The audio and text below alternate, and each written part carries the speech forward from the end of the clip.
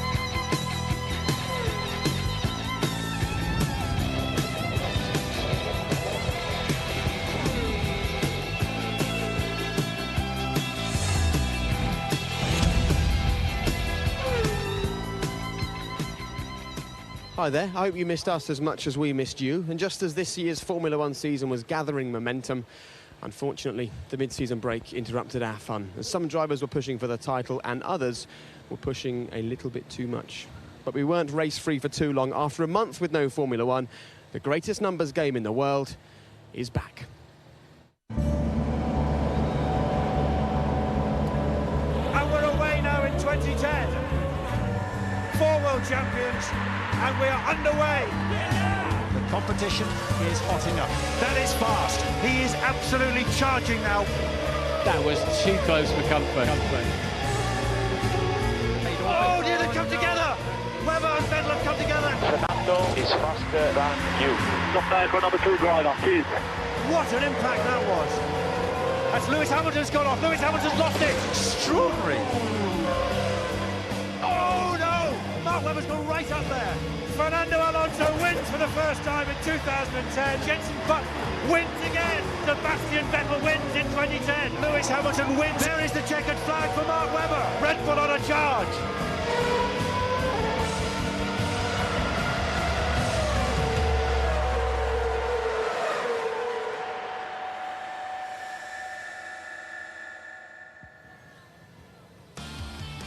And the only number that counts today is the number 1. The fight for pole position here at the legendary Spa circuit in Belgium is less than an hour away. And could there be a more fitting place to start the final push to the line? This weekend signifies the start of 7 races in 11 hectic weeks that will crown the 2010 Formula One World Champion. And yes, it's raining. As we expected it would do after a nice summer break. This is hilarious, isn't it? They give us a month off, you boys go and hang out somewhere nice and sunny, then we return here and the rain's pouring down. Yeah, predictable. This is the changeable weather conditions that we all know and love about Spa Grand Prix. Well, it's what we should expect when we come to the Ardennes Forest. We'll talk about what this rain might mean for qualifying very shortly, just so you know that I can see some big blue sky just over there. But looking at the bigger picture, Eddie, it's almost a case of forgetting what's gone on before this season. For the guys at the front, the 5 championship contenders, the season starts today, doesn't it?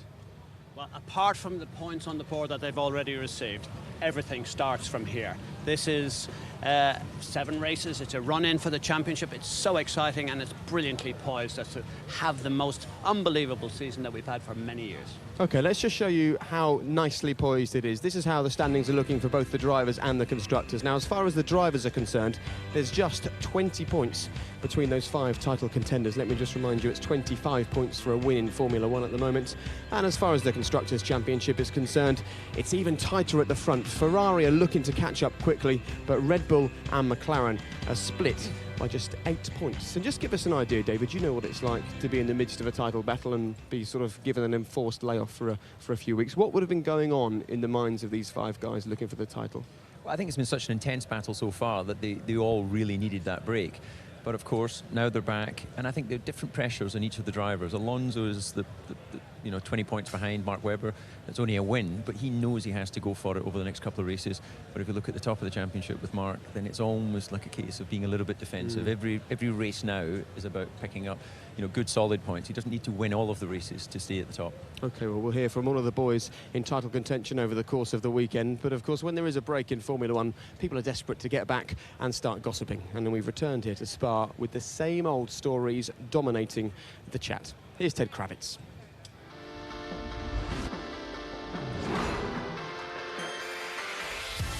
The flexible front wing controversy rumbles on here in Spa. Red Bull have passed the new FIA deflection test, which increased the load placed on the end of the wing to 100 kilos to see how much it bends. But that still hasn't silenced Red Bull's accusers.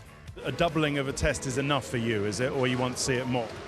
No, I don't think so. I think the doubling of the test just adds to the challenge to creative engineers. Whatever test you conspire to do, it's very difficult to test these front wings with the sort of loads that we generate on the circuit. It's within the FIA's right to change or increase the load on a test, and we're very happy that the car will comply.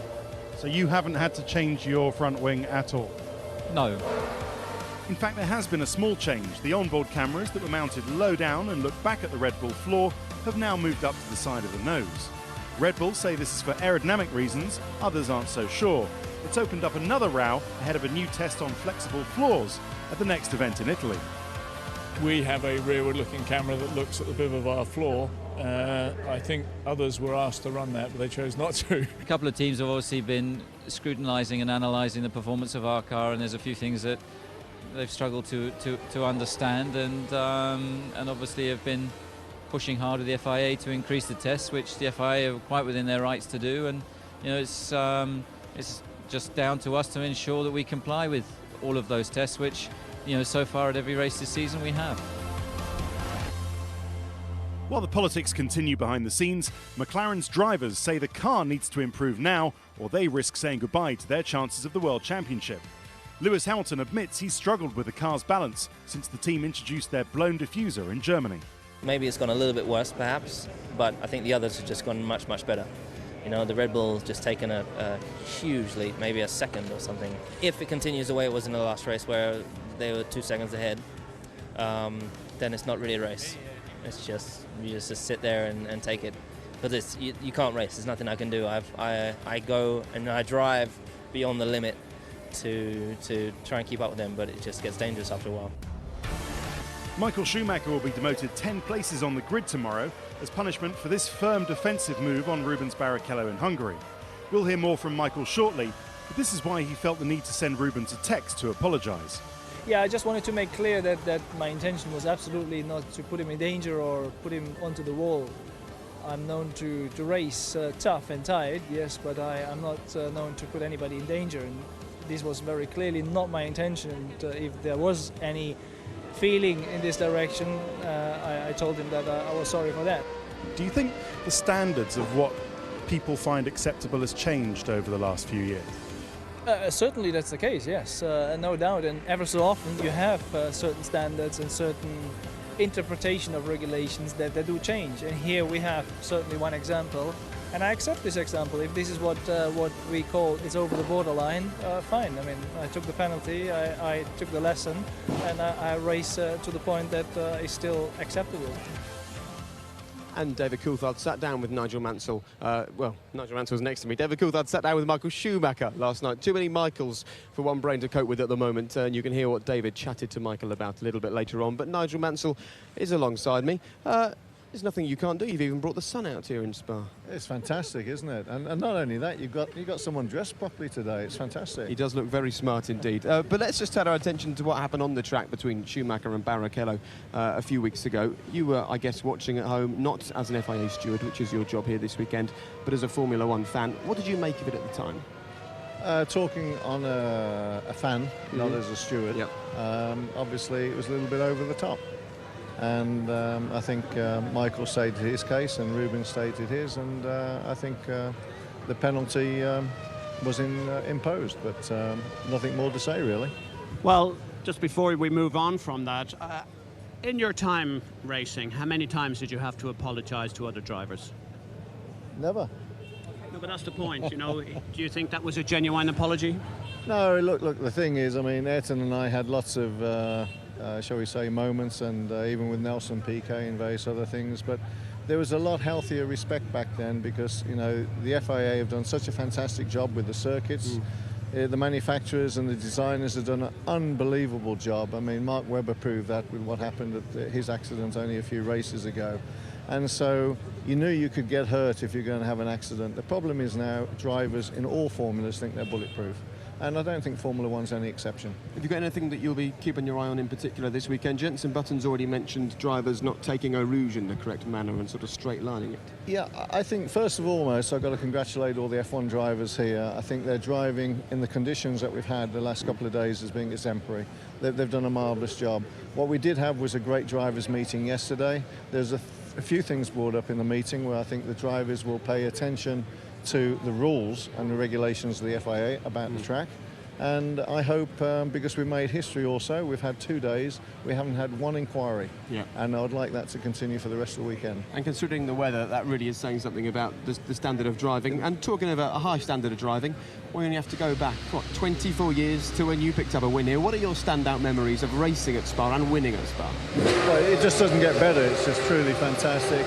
One of the greatest feelings there is in the world, standing on that top podium. And, I just certainly hope that the 5-6 protagonists that going for the World Championship this year have a great race tomorrow, and I just hope the Spa weather doesn't sort of upset it too much. Okay, let's just take a little walk down the pit lane, because Adrian Suttle's decided to set up his engine, and it's rather loud and we can't hear you particularly well. It's the kind of place that really rewards a brave, aggressive driver, isn't it? It's a special circuit. Yeah, there's no question. I think the thing that was fascinating for me watching, and obviously we've got everything upstairs, we can watch every single corner, is the angles the drivers put on the wheels and the angles the cars step out on. And in the wet you can really see the driver input, and in the dry you can't see that. Nigel, we just have to change away from Formula One for just a moment, because I'm sure a lot of people will want to know how you got on with the bike ride. How difficult is it in this current market to raise the kind of money you were hoping for? Because we see you're still a little bit short. How are you going to get to the right figure? Well, it's just astonishing, really. And I think, first of all, a big thank you to everybody, the organisation of doing this, and the 45,000 volunteers. And Bernie, a big thank you to you and the BBC especially, because the biggest thing that we've got from this ride is the visibility and connecting UK youth with Welsh youth to Scottish youth. And it's touched a lot of people's hearts, and it's going to take a long time. But the charity thing runs till the end of the year, and we are really hoping, because we've had a lot of people say, well, we can't give you money at the moment, but later in the year we'll hopefully be able to. But the money is secondary with the visibility and the good work that the charity does. Obviously we need the money, but the visibility Formula One, Bernie, the BBC, and all the fans have given us has been sensational in this centenary year. Great. Well done. And 1,200 miles in 13 days, and being an F1 steward, you enjoy these challenges, well, it was supposed you to don't be, want an easy life. It was supposed to be 1,240 miles, but here's to amuse everybody, ended up being 1,375. Who got the maths wrong? Because we got lost, and also the diversions. But brilliant. I mean, it was a fantastic achievement. I've never, ever experienced tiredness like it in my life. A lot of people said that we wouldn't do it, and we did. We would never let the kids down of the country, and it was marvellous, and I can't thank everybody enough for it. All right, thanks very much for joining us. Good luck this weekend. And good luck to you guys, and good luck to all the Formula One drivers. No incidents, have a great race, and stay on the track on the first corner, because we'll be watching. He says no incidents because he wants a nice quick flight home straight after the race. He doesn't want to be sitting here for 7 or 8 hours working out what's good on. Thanks a lot, nice to chat to you. Thank you. But let's now turn our attention to the 3 teams who've joined Formula One this season. We're now 2/3 of the way through the season. They're turning their attention to 2011, so it's the perfect time to review their seasons so far, starting with a team who found it toughest of all. Quite an interesting season for us. We have started in a very tough situation with no testing, no preparation for the season, so we had to learn everything the hard way. And there's Bruno Senna, and that doesn't sound too good at all. Chandok going off Hispania Racing. That's why Bruno Senna seems to have stopped. And from then on it's been pretty much uphill for us. We've been able to understand, explore the car more and more every race. Truly got it wrong coming over the top there of Chandok. We had some races where we could have taken good results, like Monaco and Turkey in my case, where we had some problems with the car. Hello there. That wasn't quite where Bruno Senna wanted to go, I don't think. I've been learning a lot. In a few occasions I've been able to show what I'm here for. Budapest, it was one of our best races. It was quite strong. Well, here we are outside the Hispania garage. You can see a few Formula One fans here, lots of guys working away, getting ready for the Grand Prix. If we just go back to 1992, Eddie, you had 6 DNFs that season. You only picked up 1 point throughout the year. How hard is it for team management, for drivers, for mechanics to actually enjoy being in Formula One when the pressure is so great and the success can be so difficult to find? Well, the first thing is it affects you in such a different manner of ways. For me, it's the only time I felt really ill because the pressure, the stress. We're not talking about stress, we're talking about total distress. Two very different things. This gives you distress because you can never see what can possibly go right because everything seems to be going wrong financially, technically, and those two things combined together are a recipe for a really serious illness. But these guys have to be tough. They knew that before they came in, and they're coping, but I don't relish what they've got in front of them. No, well, you saw inside the garage there for a moment. You can't accuse these guys of working any less than any of the other teams on the grid. And let's make our way a bit further down to another team who've been working hard, because from starting the season, leaving Timo Glock's front jack on the car, on the grid, to having a fuel tank not big enough to make it to the end of a Grand Prix, going right the way through to the last race in Hungary, where they were the quickest of the new teams. It's been quite a roller coaster ride for Virgin Racing. We had a difficult start into the year and struggle a bit as a new team, which is normal. There's a Virgin out there sounding slightly unwell. More lows than highs for sure. My wheel came off. Glock out of the race, stopped at turn 9. Virgin have their first finish in Formula One. Getting better and better from race to race at the moment. With Glock, I think they've left the front of the car. They've left him up. He's still jacked up at the front. His front wheels are off the ground. Horrible day for Virgin. I think qualifying in Budapest was really positive. Timo Glock, fastest of the new teams. That's only the third time this season they've done it. It is difficult in the first year in Formula One to find really great moments, because it's more hard work than anything else. And we're here outside the Virgin garage. Let's just talk about their two drivers. Timo Glock, he's a sort of rather experienced young man now in Formula One, whereas Lucas de Grassi alongside him has been out-qualified by his teammate in all but one of the Grand Prix. How do you rate these two drivers here at Virgin? Well, first of all, I think the qualifying comparison is always difficult, because you don't know if the cars are running in the same specification. Timo is the more experienced driver. It's completely logical that Virgin would give him the updates and all of the package improvements that they bring in during the year. So that is not really the issue. The issue is more the race pace between the two, and I think that Lucas has been improving, but there still is a little bit of gap there to Timo. OK, and as for the third of the new teams, well, for some people this is their 504th Grand Prix. For others, it's simply their 13th Grand Prix. However, for the team, they're only looking to the future, not the past.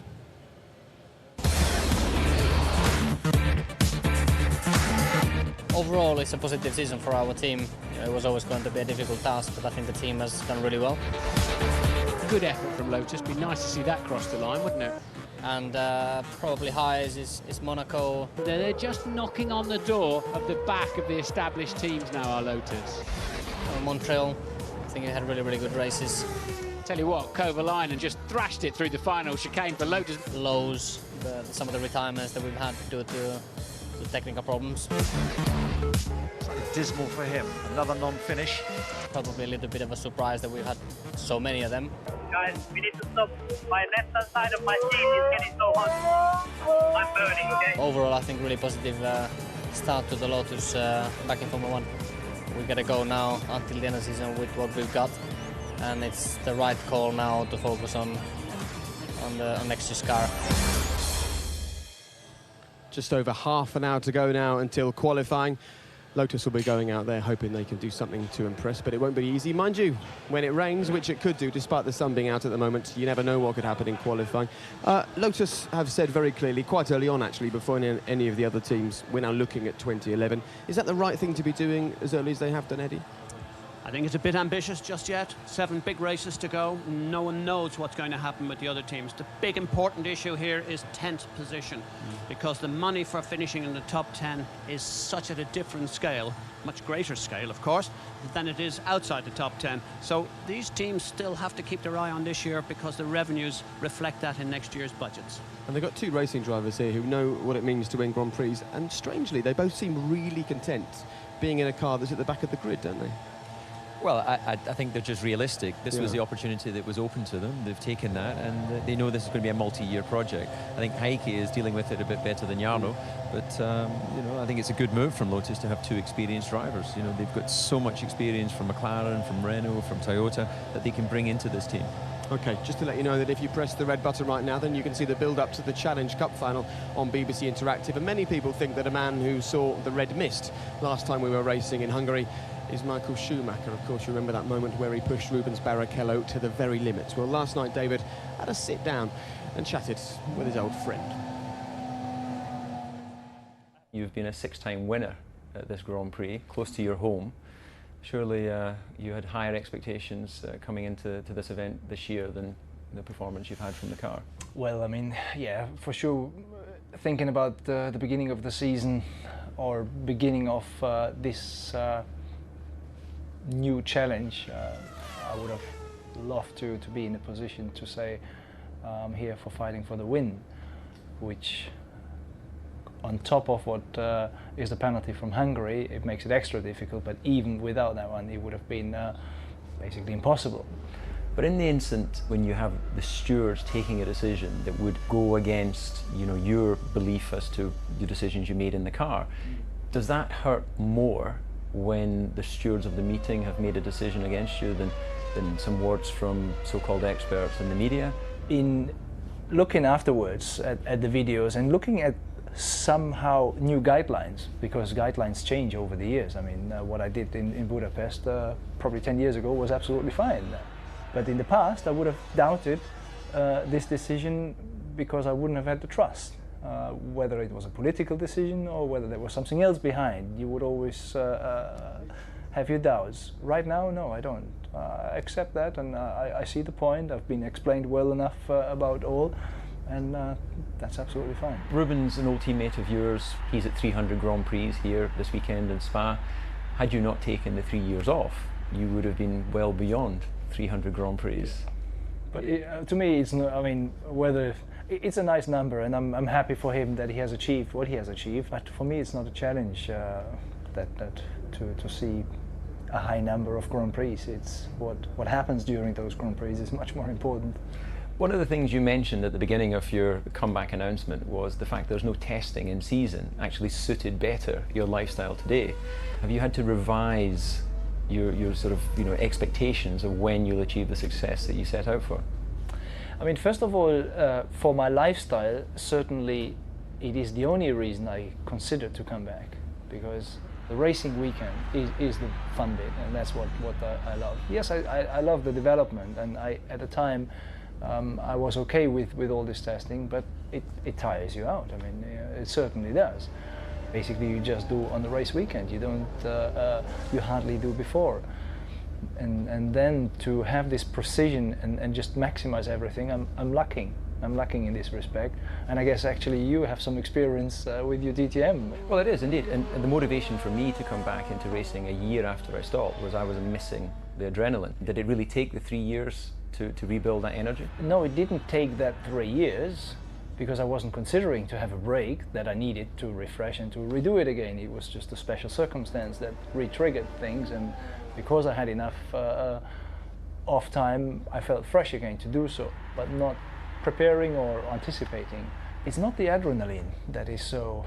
people talk about the adrenaline, I'm surprised you do, but when you drive the car, where's the adrenaline? I mean, when I'm in the car, I find it more is the precision to put the car on the perfect limit and get everything right, work the setup out, and just drive on this fine edge. And when I jump out of an airplane, as I'm doing more and more often, that's where I have a lot of adrenaline, but not so much in the race car. Would you like, at 41, to be up against yourself at 24? Do you think the 24-year-old Michael Schumacher would beat you hands down? I mean, in the end of the day, there are physics. And how can be a 41-year-old as good as a top level, maybe 25 or 30-year? I think it's impossible. What I definitely have is a lot of experience, and I still have, I think, a very high level of speed. If my speed is absolutely the same as it has been at my high periods with Ferrari, I don't think we ever find out, because when I had been at this point, I have been working for about 10 years together with this team to achieve exactly that point. And here I am after 1 year to work with a complete new team. I don't think it is clear to me whether I am absolutely at this level, and if not, how much I'm behind this level. In normal race pace, I'm absolutely there against these young boys. And if you're wondering how much attention to detail the guys are going to help Michael Schumacher and Nico Rosberg here at Mercedes this afternoon, there you go. They're drying the tarmac in the pit box. Just give us your thoughts on how Michael seemed when you sat down last night. Well, I think that Michael's always a little bit guarded when you're having those sorts of conversations. But I think he's been so many experiences in Formula One over his time with the media, and it's quite interesting for me to see how he opened up during that interview. For me personally, I thought it was really insightful to understand what his motivation is, to understand how comfortable he is with this journey. And I think the key thing he mentioned there at the end is he is only halfway through this journey of the first season with Mercedes Racing. He did 10 years or whatever he did at Ferrari. So Rome not being built in a day, he's obviously got the patience to go through the 3 years of this contract. And David used the word comfortable there, and that's the point. We all keep asking questions of Michael because we expect him to be frustrated, we expect him to not be happy. But perhaps we have to just accept that the situation Michael is in at the moment is okay with him. He's all right about it. But I think himself, he mentioned the word, at 41, he's also a crucial thing. He's much more comfortable within his own mind. He's been through, he's seen all the highs and lows. I think he is much more mature. I think we were surprised he all sat down and had dinner with us last night. And, in years gone by, I would never have thought that could have happened. So, yes, we are seeing a different Michael Schumacher, but we're also seeing bits of the Michael from the past. And the thing with Barrichello, I hope it gets away from the mindset very quickly, because I believe that Michael, now deciding that he's going to go on and finish the full term with Mercedes, I think he will be a force. Okay, I spoke to Ross Brawn last night. He said Mercedes haven't been without their problems so far this weekend, and of course Michael didn't make the top 10 shootout last time out in Hungary, so we'll wait and see how he gets on. But let's make our way down the pit lane once again towards Ferrari, because we've spoken about the three teams who are having their first season in Formula One. What about the three teams looking to finish first in Formula One, starting with the prancing horse? Fernando Alonso wins for the first time in 2010, and it's a 1-2 for Ferrari. Oh, Massa got it wrong there, didn't he? Lewis Hamilton's made a great move, but Alonso there facing the wrong way. Massa will lead the World Championship. Good boy, beautiful. Go on now, get on with it. It's engine 3, this is only race 4. Alonso must have jumped the start. They've always coming together. Okay, half a second faster with a broken front wing. I think we found the solution. And the home crowd will love that. Fernando Alonso crashing in practice. Fernando Alonso beginning to look frustrated now. Which position he was and what position he is now? He was a second. He is a second. That's really unfair. And it's the two Ferraris getting together that caused Massa's puncture. He's got a drive-through penalty. Oh my word. He will be livid with that one. We're away at Hockenheim. Massa's now jumped into the lead. What a start! This is far and away the best drive we've seen from Felipe Massa. Fernando is faster than you. Can you confirm you understood that message? Good lad. Just stick with him now. Sorry. Well, just to give you some idea of the difference in interest from when we were at the other end of the pit lane, you can see the crowds who are all around Ferrari taking a look inside the garage as their beautiful red cars are gearing to go out for qualifying. Fernando Alonso, Ferrari are the only team to have effectively told us who their championship challenger is going to be, and he is that man. How much will he benefit from that, David? Well, he's used to having the support of a team. He had that when he was at Renault. He obviously didn't enjoy it when he was at McLaren. That's why he only stayed one season. But, I think he always went to Ferrari believing he would be the #1 driver and get the full support. And clearly what we saw in Hockenheim shows that is the case. And this team have picked up more points in the last two races than anybody else in Formula One. It feels like they're coming to the boil at the perfect time for the championship. They could be, as we rightly say, the dark horse here, because they're 20 points behind. But for me, Alonso, certainly looking at him yesterday, this little break, if I was to take a gamble, he looks a much finer, fitter athlete and so determined to win this championship. and certainly can't be ruled out. Many people moaned that Ferrari only got a penalty for swapping cars on the track when we were in Germany. But the important thing to remember is the World Motorsport Council have got their decision to take. They'll do that on the 8th of September. Will that be sort of weighing heavily on this team, or is it not something that the drivers, the engineers and the guys think about much? For me, I think it's a forgotten issue. I think it'll be a slap on the wrist they'll be told off, maybe a small extra fine or whatever. My guess is that it'll be a message to the rest of the teams that, hey guys, we no longer wish to see team orders certainly given out like the way it was, because it was wrong, and we've already spoken about it, but I don't see any further penalty. No? Well, I don't think that we're thinking about it. I don't know what the World Council will decide, but I don't think the drivers here this weekend will be giving it a second thought. I'm sure Stefano Domenicali, as the team principal, will certainly be thinking about it. OK, I'm sure the drivers will be thinking about the fact that Ferrari have got quite a few upgrades, and at the moment their car is looking a real match for the Red Bull. But of course, it's not just Red Bull and Ferrari in the title hunt. McLaren are very much in there too, and they're not backing one driver as far as they're concerned. Both their boys can race to the title.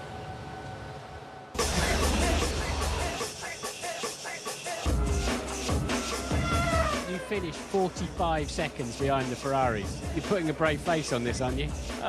No. Whose call was it to bring me in?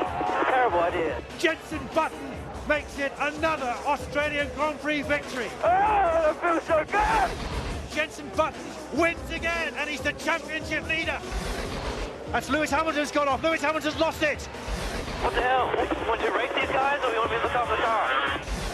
Another dramatic change then in the Turkish Grand Prix, and Hamilton's back in front. We pushed them and they cracked. Lewis Hamilton wins again in Canada. Jenson Button makes it a 1-2 for McLaren. He is going to be penalised for overtaking the safety car. Okay, Lewis, we have a drive-through penalty. Second, Lewis Hamilton. Jenson Button in third for McLaren. What a job from Button, 14th up to 4th. Lewis Hamilton comes through in second place. So different from 12 months ago. Something's gone wrong. Lewis Hamilton out of the Hungarian Grand Prix. We're still in the fight for the championship, but obviously we need to improve the pace of our car, but it's not quick enough at the moment. 20 minutes to go now until qualifying. The grandstand is starting to get busy. I can't see either of the McLaren drivers at the moment making their way into the garage behind us, but I spoke to Jenson Button last night, and you can see the interview with him tomorrow in the build-up to the race programme. Their car should work really well around here because they've got the famous F-duct. Theirs is better than anybody else's, and actually round here is where the F-duct can really be used to full effect, can't it? Well, indeed, and they've also got Mercedes power, which I think is generally accepted as being one of the best engines in Formula 1. So put all that together with not a bad race package. Let's remember, they have won 2 Grand Prix this season. They were leading both drivers and constructors championships up until the last race. So, you know, I think that they are hoping that this race and Monza, which are 2 very high-speed circuits, will deliver them the results they need to stay in this championship battle. And that's the point, actually, Eddie. They need to do something in the next 2 races because we've got higher downforce circuits coming on. That's where they've struggled so far this year. If they can't do it here, the chances are they won't do it. Well, just cast your mind back to the interviews that we just heard from with the drivers, particularly Lewis Hamilton. They sound and look disillusioned. And unless there's something in the car that's going to give them that inner confidence and commitment to be in a position to win this championship, it's now down to the team. They have to deliver. These 2 drivers are capable, both world champions. It's the team have to give them the car to allow them to win the championship. I'm not certain. The body language is not great from the team at the moment. OK, can they deliver this weekend? Stay with us and you'll find out. But what about the team at the moment who are at the very front? They're just playing a game of catch us if you can. Tell you what, that Red Bull's sick. We don't need this. Sebastian Vettel wins in 2010. 1-2 for Red Bull. Vettel right back in the mix. In the land of the Matador, it's Red Bull on a charge. Mark Webber. Pole position, checkered flag, championship lead. Oh, did it come together? What was going on there? They've thrown it away. Oh, no! Mark Webber's gone right up there. What an impact that was. Yeah, that's what I'm talking about. That's what I'm talking about. Here is the reminder that he is a championship contender. Great start by the Australian. Vettel's got off. There is the checkered flag for Mark Webber. Not bad for a number 2 driver. Cheers. 2 Ferraris, 1 and 2, and Vettel's third. Drive through for Sebastian Vettel. for exceeding 10 car lengths behind the safety car. Vettel was on pole on Sunday, but it's Mark Webber winning then. And he now leads the World Championship. Obviously, we want to win the championship, and to do so, we need to, have 7 perfect races. Well, Formula One is nothing if it isn't full of rules, and the rules state we must be out of the pit lane at 1:45 before the sessions, and therefore, with 15 minutes to go until qualifying starts, we've made it out of the pit lane just in time. But we can still talk about Red Bull, of course. Plenty of chat about this flexible front wing. For people that are only just joining us, they've brought in more stringent tests. Red Bull have passed that test as well since we've been here, yet still other teams don't seem happy. Are you content with the tactics being played by some of the F1 teams here? Is this just typical brinkmanship? Well, I think Eddie's got much more experience of the politics between teams, but for me it's quite clear that if you're not up there with the front runners, or you don't have something that you think you can develop very quickly, then the best thing you can do is try and get it banned. But clearly, as you say there, Red Bull passed the regulations as they currently sit, so it's for the other teams to try and find another way to develop a quicker part. Of course it is. Eddie, you loved a bit of politics in your day. Do you enjoy this sort of thing? Well, I'm just a little bit surprised. Martin Whitmire should not, in my opinion. He needs to concentrate on his own car. He needs to give the drivers the ability to have a car to win the race. And criticising another team, I think, is negative. I don't think he needs to do that. He's a perfectly good car, and by constantly referring to the FIA, it passes the regulations. Just get on and move on, because it's disruptive and it's distracting the other boys and the other teams. I don't think it's positive at all. Wasting energy on other teams is probably not the best thing to do. I've got a great, nice little quote here, actually, from Christian Horner. Mark Webber is like a good bottle of wine. He keeps on getting better with age. Do you think that Mark can hang on in there? He's the current championship leader. Can he do this, do you think? Yeah, of course he can. If you look back last year, where he was coming back from a crash at the beginning of the season, his mountain bike, he was a bit shaky in the early part of the season, but at this point of the year, he was only 3 points away from Sebastian Vettel. Move on a year to where we are, he's leading the World Championship. He has a few points over his teammate. He's a real deal. He could win this championship. And I have another theory to this. I would have said 4 races ago, it was clearly Vettel's main man in that team, and Mark Webber has turned the tables because he's made himself more loved, more appreciated, and despite the fact that he may not come with a big DNA with Red Bull all over him, he has put himself in a team, and he is now emerging as a real popular people's favourite to win this championship, and that's exciting. That's not what happened at Ferrari, quite the opposite. So well done to this team for doing that. Sure, it looks like Mark Webber has played it just perfectly, but while we've had no racing to get our teeth into for the last few weeks, the same can't be said of DC, because he's got a brand new career racing in the German touring cars in the DTM. He had a very busy couple of weeks, and next weekend DTM comes to the UK. You can go down and watch, and I went down for just one hot lap.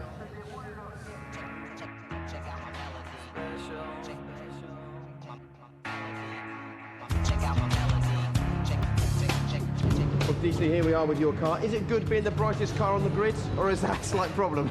Well, for my first year, I would prefer to be camouflaged. Yeah, I thought so. Because I really stand out with this bright yellow car. What's it like when you first saw it? Because unlike a Formula One car, which is like no other car on the road, this looks like a road car. That's one of the appeals for me of going into the DTM, is I think the cars look good, they sound good, the racing's close. Okay, well, you're racing here at Brands in the not too distant future. So how about we have a drive round, and maybe it'd be really nice to get an idea of what goes through your head during the DTM race, what these cars are like to drive. Is that cool? Yep. Helmets on. This time I'ma let it all come out. This time I'ma stand up and shout. I'ma go things my way. It's my way or the highway. So as we go around, slowly building heat in those tyres. Up through the gears, the red light signals change. After 12 months with no racing, was it good to get back behind the wheel? Yeah, definitely, because there was definitely an element of wanting the adrenaline of competition, the adrenaline of feeling on the edge. At the tighter line, into the pit lane, and then as quickly as you can, get on the speed limiter and into your pit box. Well, for me, that felt very similar to the two-seater F1 experience. It was fast, it was mildly scary. How different is this for you, though, from your former career? A lot hotter. Good fun, though, still, isn't it? It's incredible fun. Yeah, it is. You still have the adrenaline of driving. You've got to make the same decisions. Where's the limit of the grip? How late can you brake? The concept of driving is exactly the same. The one thing that still I keep coming back to in my head is, why do you still need to do this? What is it about racing that you need?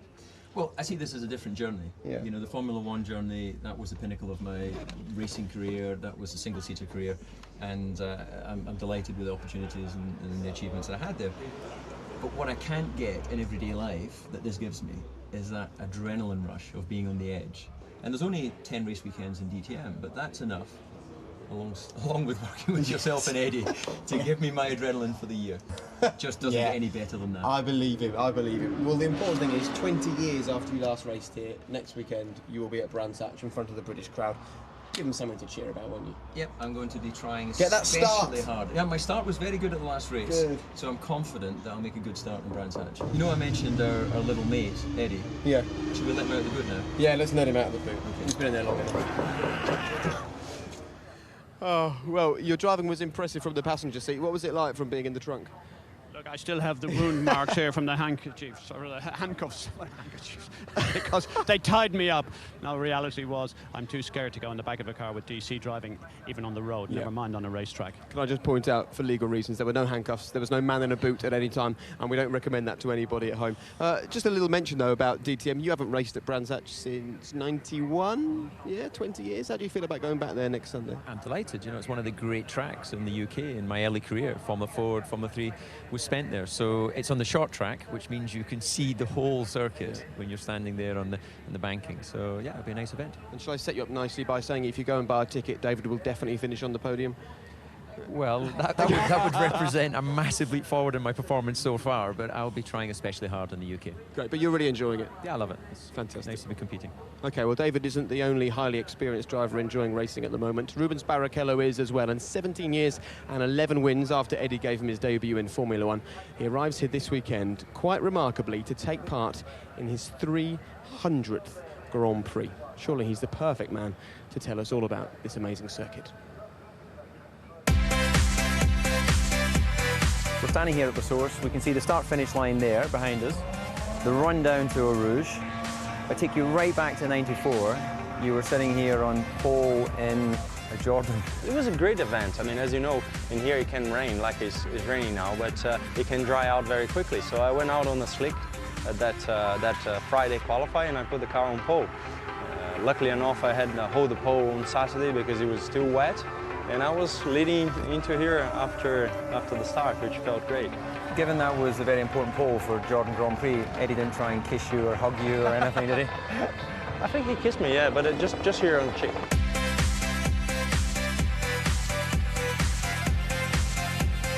This little metal gully here is what I hold responsible for triggering an accident that was between Eddie and I at the beginning. And then you were in the mix of that crash as well, which we headed for the wall over there. Coulthard in the wall. David Coulthard into the wall. They'll stop the race. They'll have to red flag this. It's funny that you say that, because I told my wife, I said, go to this little straight in between La Source and Eau Rouge, because you're going to see, it's great to see the cars going by. And then she saw me going in the middle of the mix. Look, oh, this is quite appalling. This is the worst start for a Grand Prix that I have ever seen in the whole of my life. Right, Rubens, we've stopped here at the first apex at the entry to Eau Rouge. Can you talk us through the emotions of doing this corner? I mean, it's amazing. I mean, from this set now, you can probably see how much it's steep, isn't it? Because on the TV, it looks like it's flatter. But from here, when you're coming on the Formula One, all you want to do is keep the steering wheel as straight as possible, isn't it? For you not to have a loose momentum. Should we walk? We'll walk. You'll join us again at the top of the hill. So I must confess, being a little bit out of breath, having walked up the hill, it's incredibly steep. And as we're walking up, you were telling us about a little experiment you had on a bicycle. Yeah, because I think the spectators, they don't have a sensation, if they're not actually here, they don't have a sensation how steep it is. So I took a bicycle up here with a little GPS with a speedometer, and without pedaling, I just rode myself and saw what speed I got to the bottom, and which was 30 kilometers an hour. So you can see how steep it is. I mean, people have an idea how crazy it is and the G-forces that we go through. Can you pick out some other key moments around the lap that will deliver a pole lap on the circuit? This is definitely one with La Source, combination of the exit of La Source with the Eau Rouge here. You have time to breathe a little bit from the adrenaline that he had through Eau Rouge. And then you're planning a big moment into the lap. So, I mean, turns 5, 6, 7, 8, 9, 10 are the crucial ones, and the double apex left-hander are definitely the one that you make up time. Well, we're all incredibly proud and pleased for Rubens Barrichello, and these special booklets have been produced. Rubens Barrichello 300 Grand Prix. And if I just turn over and show you what is on the inside cover, there is a man I think you'll agree we all recognise. And I'll tell you what, Eddie, if we have a close-up look comparing the Eddie Jordan of 2010 and the Eddie Jordan of 1993, look, there's no difference. You've not aged one bit. Just shows you where Jake has got his manners from. They're clearly not the same level of manners. He's very, very rude about this. This is a shocker of a photograph, ladies and gentlemen. Who says too much sunshine is bad for your skin? Yeah, absolutely. He's got orange, hasn't he, over the years? I think you still look lovely, Eddie. The same colour as your shirt at the moment. Let's just turn our attention then to qualifying. It's going to be good. We saw, didn't we, in free practice, it was so close, particularly between the guys sort of 5th to 15th. It was really tight. It is, and I think it's also very tight between the main teams battling for this championship. You know, as we stand here now, obviously there's no rain, but it's cloudy overhead. But I don't know how wet it is out the back. We won't see that until the cars go out on track. So I think this is going to be a quite unpredictable session. It'll be great. Thank you both very much for your company so far. Just take a look actually over there, and we'll leave you with a beautiful shot of the Ardennes Forest and Eau Rouge as we gear up for the first part of qualifying with Martin Brundle and Jonathan Ledgard.